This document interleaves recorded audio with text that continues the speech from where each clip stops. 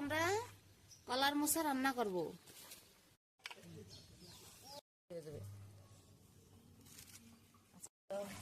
মাছের ডিম, এই যে মাছের ডিম, এই দিয়ে আমি কলার মোচা ভাজবো। এতে হলুদের গুঁড়ো দিয়ে দিলাম, লবণ দিয়ে দিলাম, সাদা তেল দিয়ে দিলাম,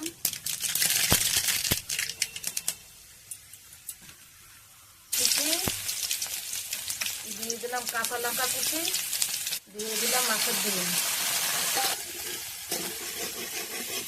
দিয়ে দিলাম, পেঁয়াজ কুচি, ওই টমেটো কুচি, কলার মোচা দিয়ে দিলাম,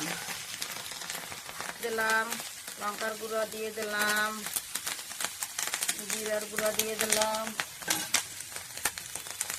পরিমাণ মতো লবণ দিয়ে দিলাম। আমার ভাজা হয়ে গেছে, আমার নামাই দিই। ভাজা রেডি। সাবস্ক্রাইব করে দেবেন।